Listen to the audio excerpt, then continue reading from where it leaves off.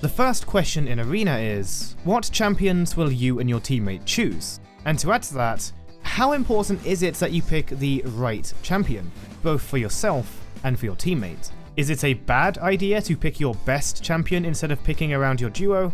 Or do you always need some kind of wombo combo or unique strategy with your team comp? Before getting into any of that, one more question. What's the most important goal when playing Arena in League of Legends? If you answered Gladiator rank, then I'm going to have to tell you that you are wrong. Because the first goal of a video game should be to have fun. And sometimes getting to Gladiator rank is part of that. And that's okay. But a duo that have fun together are going to have a better time than a duo that disagree.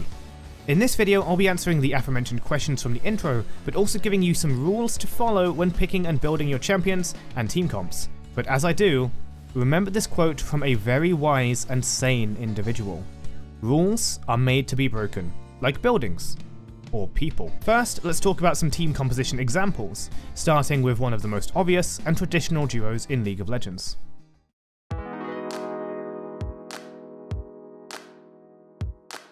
A composition that needs no introduction. ADC and support have been playing duos in bot lane for over 13 years, and though many support and AD carry combinations will be able to counter most things thrown at them through skill, teamwork and coordination around Summoner's Rift, Arena doesn't have a laning phase, or a lane at all.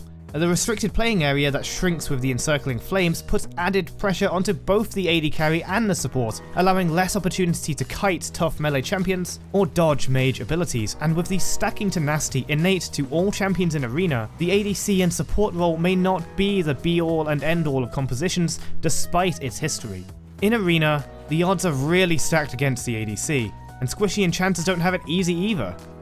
However, what truly separates the carry from all the minions and monsters on the battlefield is the bond between an ADC and a support. When linked to a support, an AD carry can only be stopped by overwhelming force, or an equal. I've always wanted to quote that in a video. A similar spin on this traditional duo would be, I use Bruiser loosely, as this could be anything from Trundle to Nocturne to even Swain. Generally just any case of an enchanter mega buffing someone with just enough tankiness to survive focus and enough damage to threaten the enemies.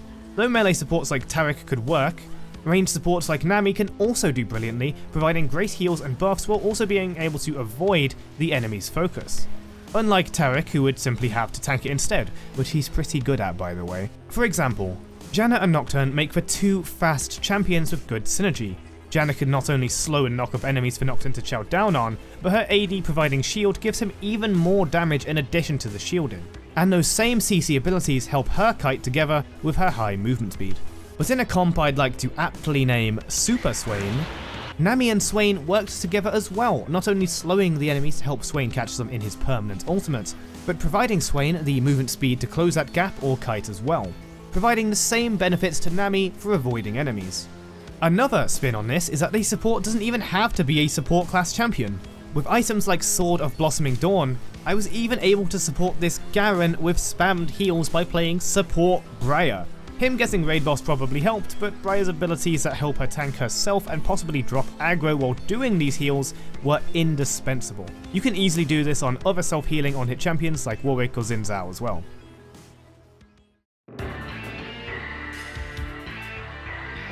Again, using the term bruiser loosely, this could be a juggernaut, a fighter, or a bruiser, but typically with the idea of getting in the faces of opponents and brutally beating them down with CC, damage, and lots of early game power. Champions like Jax, Yone, and Set would fit this well, as would tanky champions like Tahm Kench, Zac, or Mundo. The double bruisers can typically counter most champions that want to scale, like ADCs and mages, getting a lead early to potentially save for an extra 3,000 gold item later, or just continuing to snowball important matches with juices. They can fall off late depending on augments and opponents, so carefully counter-building against their late-game rivals can be an important thing to do, so they don't just lose to the same AD carries they wish to torment. This is the complete opposite to...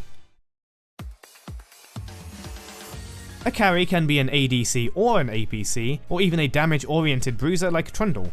Whereas Bruisers can be difficult to focus down due to durability, Double Carry has a "you can't focus us both" mentality that is simultaneously hilarious and strangely effective at times. Two ranged carries can kite away from one another to allow each other to continue incredible DPS without the need of a tank, and melee carries can similarly swap in and out, or make use of their defensive abilities to stay healthy. Note, just because you're picking a damage carry doesn't mean you can't build defenses. Here in these clips, yes, I am playing AD carry Thresh together with my full damage Gangplank, and though I might have adjusted the build a little to help us work together and give me more agency, I still have every intent to deal as much DPS as Thresh can do.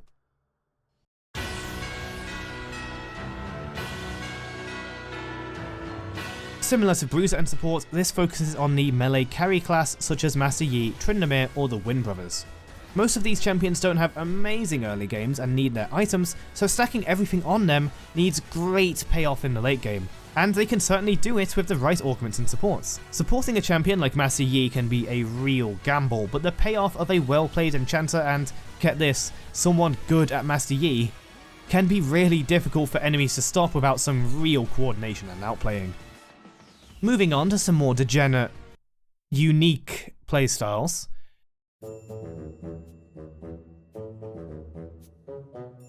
When you see a duo playing Alistar and Singed, you already know what they're going to do. They're going to either beat you down by out-tanking you, or they're going to run around until final circle, then push or flip you into the flames, or tanking whatever you throw at them, and then they'll watch you burn. Any champ with Knockback can do this, though I've named those two as the most iconic. Technically, Vayne, Janna, Xin Zhao, and Lee Sin are also capable of pushing into the flames, but simply having the ability, and actually building around it, are very different things. This was pretty popular last time Arena was around, but it's seeing far less use this time. You can technically still do it, and I have seen it used in one form or another on occasion, but more often, knocking enemies into the flames is going to be a fallback strategy for most teams that can do it, rather than a whole strat. By going for the tankiest builds possible, you force enemies to build around you if their champions don't naturally possess anti-tank qualities. If you also get the Heartsteel augment, these champions can be almost impossible to take down, and can usually revive their partner with no problem by simply being that big. They can often make it to the final circle and survive the fire longer than you can.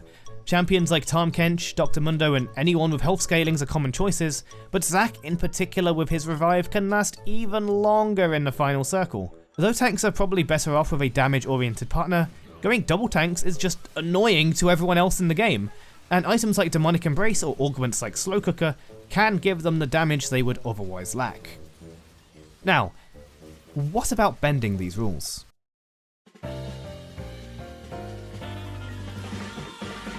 For example, what kind of comp is Thresh and Leona? Double Bruiser? Giga Tanks? No, this is actually an AD carry Thresh playing with a support tank Leona. It confused the enemy enough in the first round to let me just kind of freely DPS them down. What about this Gwen Irelia comp? I mean, whatever it is must be awful because we're down on 2 HP. So, have you guessed what comp this is?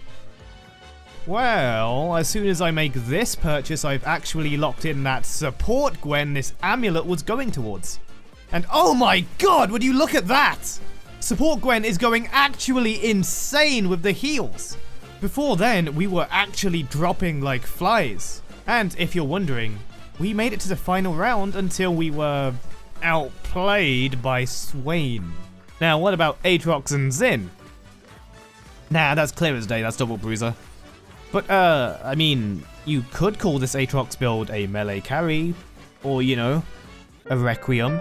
So long as your comp has an idea and strategy behind it, you can bend the rules as you like. Remember, there are way too many combinations available to have possibly seen them all. So if you have an idea that sounds fun, go for it. Worst case scenario is you quickly get booted out at 4th place, and can try again. You can pick 2 champions with absolutely no synergy and just play and build well, and accidentally find something good, or even modify your build and augments to fit a composition like a tank and a carry.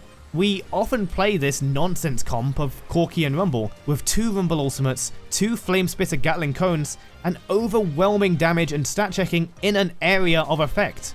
Corki especially is adaptable with his builds, especially with the new Escapade augment, which is only a silver tier, and having Rumble frontline with Corki kinda backlining usually works out. And though having no CC can be rather bad, area denial in a game mode where the plants often decide the outcome of a match is no joke either.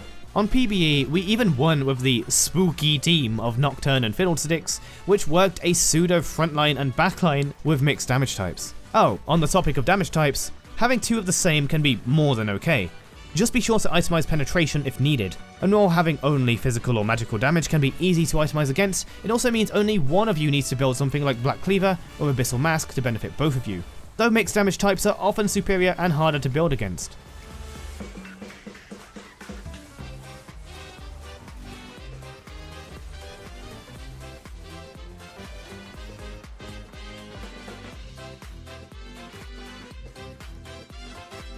Well, there you have it. While we have some examples of loose duo combinations you can try, be it off-meta spins on the rolls or solid examples like Swain with an Enchanter, just remember to have fun with them.